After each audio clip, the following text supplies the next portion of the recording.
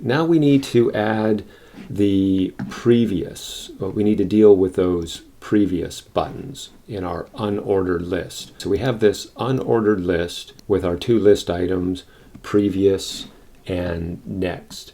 And again, what's going to make it easier for us is if we place our unordered list in a div. And when I'm first creating the structure, I don't always know that I'm going to need a div. It sort of depends on how the layout begins to happen. But as I started working on this, I realized that it's just going to be easier to add a division of space, this chunk of space that we can easily move around, and our unordered list will just follow. Now later on, we could do this a different way, but it's a bit more complex.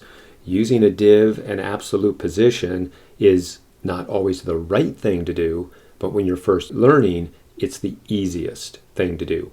And as you become more comfortable, you can progress into a bit more sophisticated, a bit more elegant ways of moving your elements around. Let's go ahead and add our closing div here, and let's go ahead and fix our indents like so.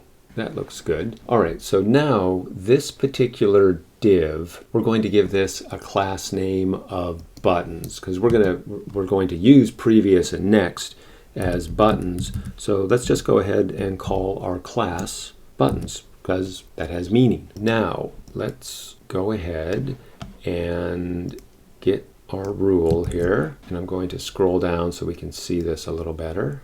And then I'll go ahead and fix this little formatting thing. All right, so I'm going to target main nav. So I could just do buttons, but I'm going to play it safe, and we're going to use a compound selector. So we're going to use main nav buttons to style the area around our unordered list.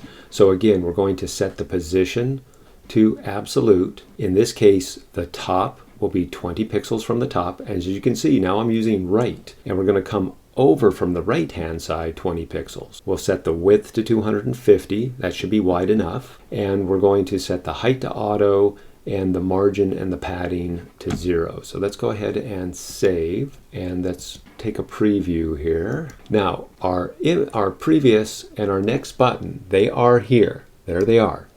They're black, so they're hard to see on the background. So in the next video, we're going to talk about how we can style these buttons because we're going to end up making links out of them. So we're going to do that next.